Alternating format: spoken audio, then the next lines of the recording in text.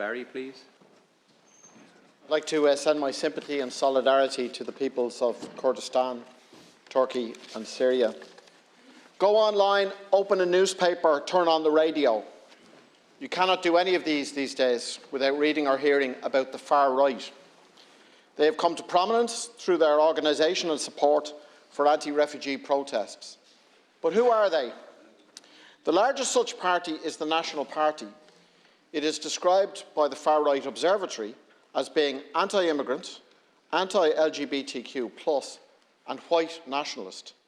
Its leader has attended meetings of European neo-Nazi groups. The Observatory lists about a dozen such groups and remarks that many have adopted the Great Replacement conspiracy theory, which argues that white populations are being deliberately displaced from their homelands as part of a plot often blamed on Jews or globalists. Hardcore racists in some of these groups have tried to promote the racist myth of a link between black and brown men and the incidence of gender-based violence.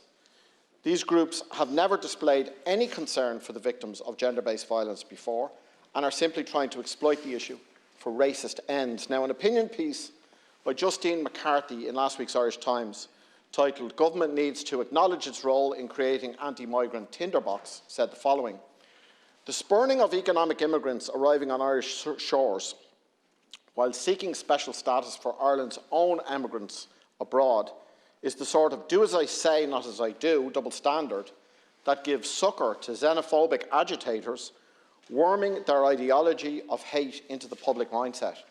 I could add that a government which boasts about deporting nearly 130 people in January and signs this country up to a Fortress Europe policy, which has resulted in nearly 25,000 men, women and children drowning in the Mediterranean in the last 10 years, only helps to feed an anti-refugee narrative that the far right taps into. However, it is on the issue of housing that your government, Taoiseach, has handed the racists their #1 gift. Your housing policy has forced record numbers into emergency accommodation. You have sat idly by as 50,000 houses were left vacant for 6 years or more, and you have allowed speculators hoard vast tracts of land in the middle of a housing emergency. It is, of course, in large measure true that refugees and those hardest hit by the housing crisis are not competing for the same spaces. However, and I want to preface this by saying unambiguously that refugees are welcome here. When many people compare the efforts your government have made to house Ukrainian refugees, inadequate as those efforts are in many respects, with the lack of effort and the lack of urgency in housing the victims of this housing crisis, they feel aggrieved, and the door opens up for the racist messaging of the far right, facilitated by your government. Do you, Deputy Varadkar, I'll conclude on this, accept that your government's appalling failures on the housing issue have given a real gift to the far right in this country, and what do you intend to do now to undo the damage that you and your government have done? Thank you. Thanks, thanks, Deputy. I just want to be very clear that I don't accept the suggestion of double standards in this regard. I've often had the opportunity to speak with our colleagues in the US, with the US administration and members of Congress, and when I say to them that we would like something done to help undocumented Irish people in the US, or indeed undocumented people from other parts of the world in the US, I precisely point to what we have done, because what we have done as a government in the last number of years is put in place schemes to allow undocumented migrants to become documented. For example, those who came here on student visas who became undocumented, those who built lives here and had children here who became undocumented. So all we're ever asking the US administration to do is what we've already done for undocumented people in our country. So I totally reject that argument of double standards on that point because it is misinformed. Deputy, I think we'll both agree on one point. There is absolutely no excuse for racism of any form. And I had the opportunity to meet with the trade unions and business leaders this morning under the Labour Employer and Economic Forum. And one of the leaders of one of the health unions told me that there had been protests outside of a hospital in Dublin in recent times against foreign or foreign nationals who are members of staff in that hospital. And while there is no excuse for any form of racism, in my view, under any circumstances, it really is a low blow and a new low if healthcare workers, who we are so grateful for the fact that they have come here, are now facing protests and racism from those who don't believe they're welcome here. And I think that's really appalling. And it's something that the government is going to fight against. It's one of the reasons why we'll have our National Action Plan Against Racism, which is going to be published in early March. That will be led by Minister O'Gorman, but will be a whole of government effort, and it will include funding for integration and also for counteracting anti-racist activities. Deputy, racists and the far right will blame whatever problem the country is facing on migrants. That's the way it works, that's the way they think. So if we have a housing crisis, it'll be the foreigners are taking our homes. If we have an unemployment crisis, it'll be the foreigners are taking our jobs. If we've got high levels of crime, they'll blame the foreigners for the high levels of crime. If there's violence against women, one of the oldest tropes in the book, they will blame that on migrants and people who've come here from overseas, particularly those who are brown or black. We shouldn't play into those arguments, Deputy. And I think inadvertently you're actually doing that.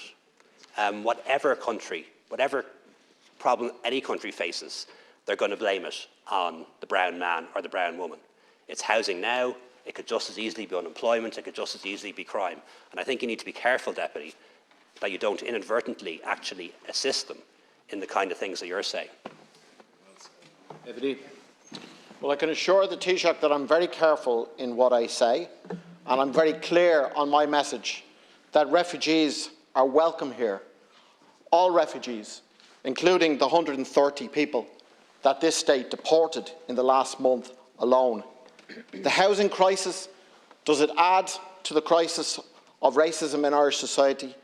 Without any question, it does. Of course they will blame everything, but the housing crisis is a gift to them, which is why I have no faith in your government to sort this issue. My faith is in the ordinary people. We need a mass movement from below in Irish society on this issue, and that is why I am very pleased that on Saturday the 18th of February, the Lekela Coalition are calling people out onto the streets, and we need masses of ordinary people to rally against racism and fascism. This needs to be a demonstration which is not just anti-racist, but anti-government as well, and calling for action on housing and the social-led crisis. I appeal to people to attend in very large numbers. And finally, I note the fact that the Force of Trade Union are backing this demonstration, calling on their members to attend. I think that is an example that needs to be followed, and I would call on every union in the country to make a similar call and help to make this a massive demonstration on February the 18th. Taoiseach, please. Deputy, all I'll say is this. None of us in this House want to see the issue of race or the issue of migration become centre stage in our politics. Most of all, somebody like me, given my colour and my family background and the fact that I am biracial.